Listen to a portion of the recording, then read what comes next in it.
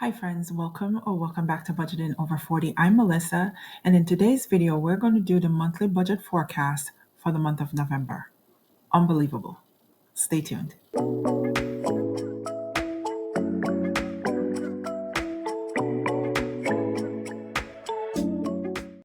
So believe it or not, you guys, November is right around the corner. And the reason why I'm doing this video a little bit early is because the next paycheck that I will be receiving at the end of October need to serve as part of the income for the top of the month of November.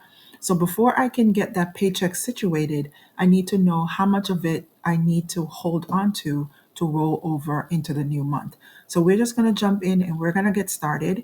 You are looking at the monthly budget spreadsheet here in Google Sheets. This is something that I created for myself. If you're interested after watching this video to give it a try, it is linked in the description of this video on my Ko-Fi page. So I appreciate it if you do take the time out to go check that out. Where we're going to start with this video is on the November monthly calendar. So this is something that I've been doing for the last few videos for my monthly budget forecast because I like to give you guys an idea of how the bills fall within the month compared to where my paychecks are supposed to come in. So let's take a look. So on my November calendar, I have all of my bills that has a due date mapped out from the 1st until the 30th of the month. And you could see that I have highlighted some of the dates on the calendar. This is to coincide with my pay periods. So the paycheck that I will be receiving at the end of October, which is October 24th, that is the last pay date that I will be receiving money from my full-time job. That paycheck is going from the 24th of October until the 6th of November, because you could see here that I don't get paid from my full-time job until November 7th. I will be getting some income as well on the 10th, and then the second pay period is going to be on the 21st. Now, the last paycheck of October has to help out with these bills at the top of November, as I mentioned before. So you could see here on the first, I have rent, electric, and student loan. Now my electric bill will be increasing for my November bill that I need to pay. They did calculate at the end of my balance billing 12-month period, and I have used a little bit more energy than they billed me for. So I do have to pay a little bit extra for the next 12 months. It's not a lot, but it did increase by a few dollars and it will affect the budget slightly. After school, I do have this listed on every Monday as well because my hope is to pay it weekly on a Monday. A firm is due on the 4th. This is the one that I have been paying. After this payment in November, I will have 5 more payments to go. A firm number 2 is the last of the 3 payments. This is something hubby's paying, and the Raymore and Flanagan is also something he's paying. And that is it for that last paycheck of October. Now, when I do get paid on the 7th, it needs to take care of child support, after school, Amazon number 2. Now, this is something that I spoke about in my weekly or my budget check-in for paycheck number 1. My vacuum cleaner went out and I did take it out on installment on Amazon, interest-free. So I have 2 more payments left, one in the month of November and one in the month of December, and it is due on the 11th. My Discover card is due on the 12th. Car insurance, renter's insurance is due on the 13th, Mattress Firm on the 14th, and braces on the 15th. And here you go again with the after school. So for the second pay period, I do have child support to pay again, my personal loan on the 21st. After school rolls around on the next Monday. My auto loan is due on the 25th, iCloud storage on the 26th, and then I have nothing else to pay until the end of the month on the 30th. I have my Apple Card, my cell phone bill, and also the internet bill. So let's jump over and let's see if we can map all of this out on the monthly budget spreadsheet and see how it looks for all of these expenses compared to the income that we're planning to bring in the month of November. So, all right, the first thing that I'm going to do is talk about the rollover. Now, I am not sure how much rollover is going to come from the month of October, but what I'm going to put is $1,000 just to be safe, because technically I would love to roll over all of the paycheck that I will be receiving at the end of the month. I do have some expenses to take care of at the end of October that falls within that last pay period. So for my income, I am getting paid twice in the month of November. So that's going to be $2,483. I'm going to times that by 2 for a total of $4,966. And I'm going to put $3,000 from hubby. And for the miscellaneous and transfers, this is where I'm going to put any extra income that I'm hoping to bring in or I think I'm going to bring in. So it's $1,375 for the monthly benefit that we do get. Then I'm going to put $330 from hubby for the second affirm payment and $129 for the Raymore and Flanagan payment. So that's $1,834 for total income forecast, $10,800. And I'm hoping that we can bring in a little bit more than this in November. So let's start out with the fixed expenses, and we're going to talk about what we need to pay. So I have gone in and take out all of the subscriptions that I was paying, SiriusXM, Amazon Prime, HP Inc., all of those. I've taken those out. So you can see there are some spaces down here, and I left them there just in case there's something that pops up. So let's start with the rent, $2,500 that's due on the 1st. Electric is now going to be $141. Now, I said that it did increase. I was originally paying $134. So it's just about, what, $7 increase? Not bad, but it's an increase. Peloton, I am putting 0 here because I did pause the subscription all throughout the rest of this year. It should go back into effect in January.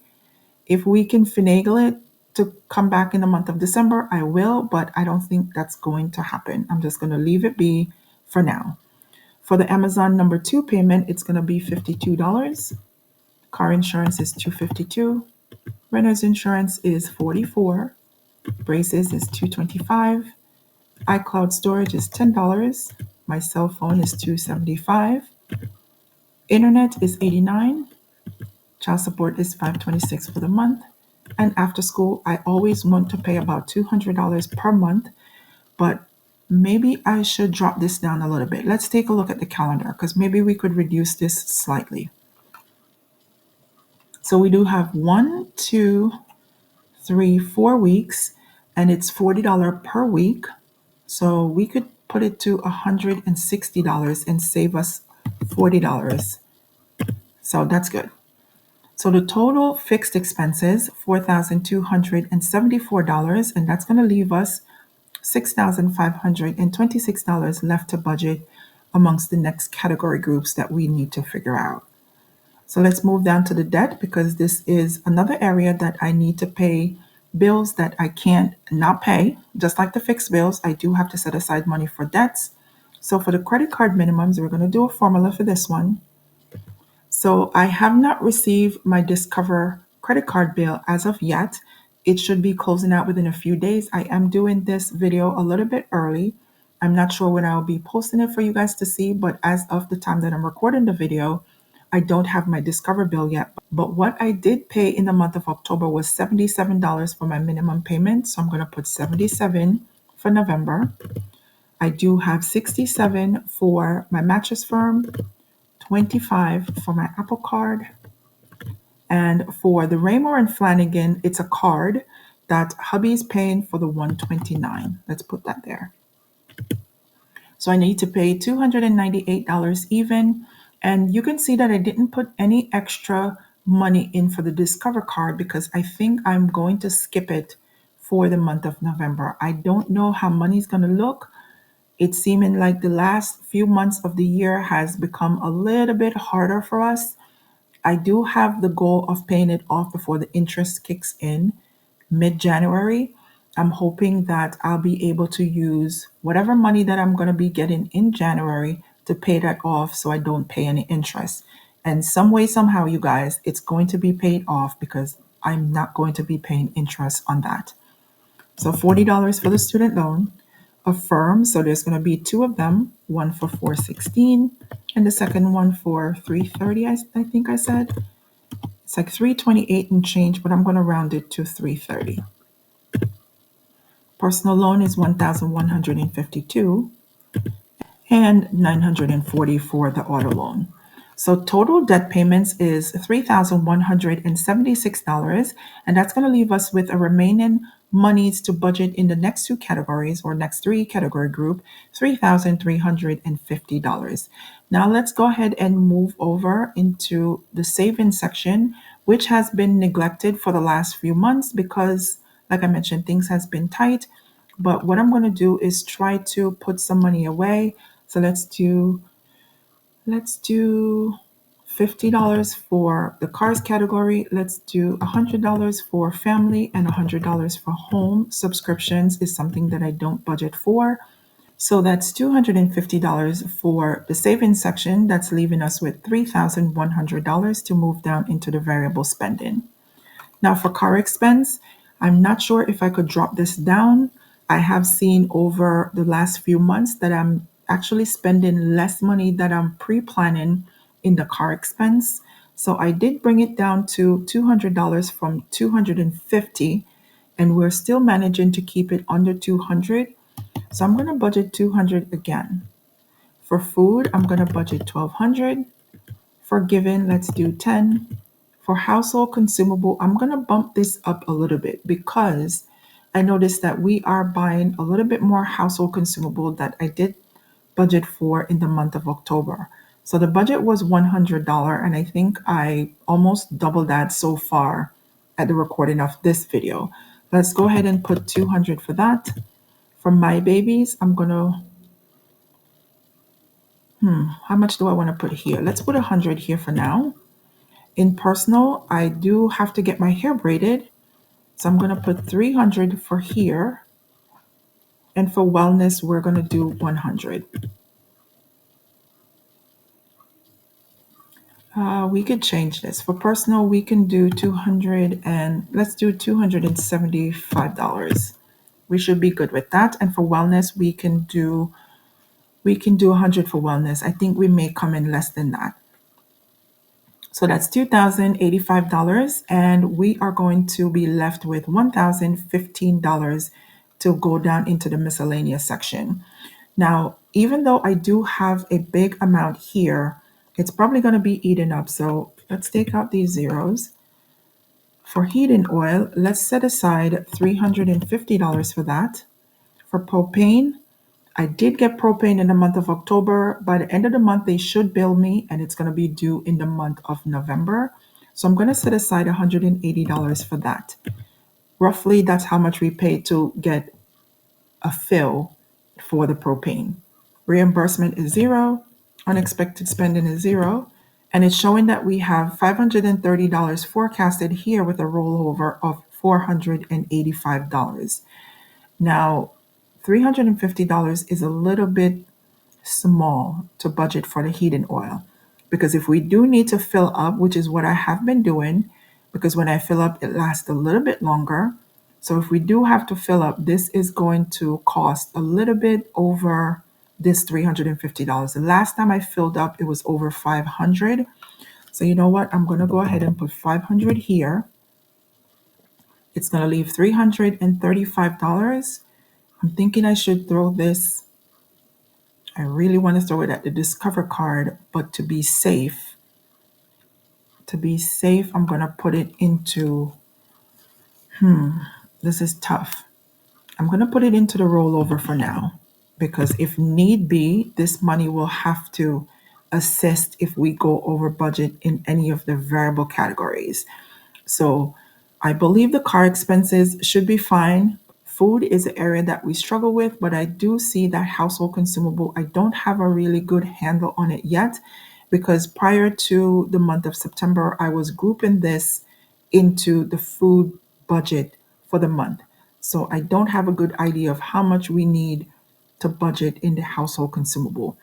In the My Babies category group, I may take some of the rollover and put here because we're heading into Christmas. We also heading into the winter season, and I may need to get the kids some extra gear for the winter.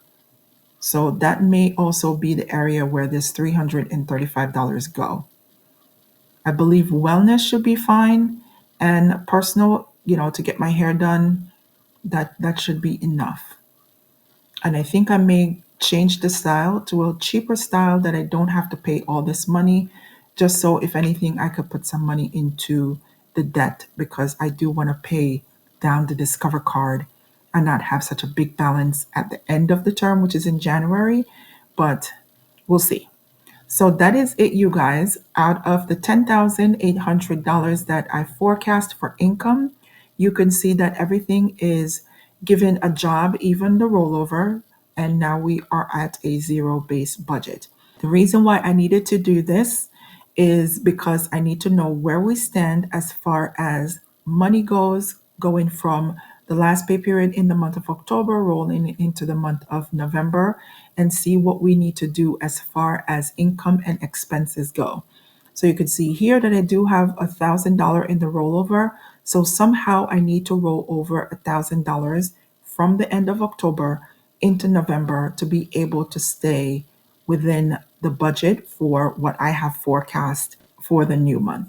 So I appreciate you guys for taking the time out to watch this video. Don't forget to like, comment, and subscribe. Let me know if you have already started mapping out the new month, which is the month of November coming up.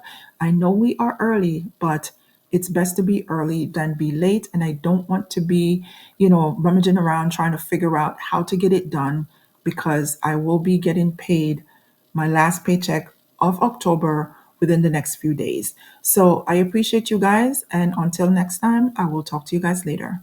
Bye now.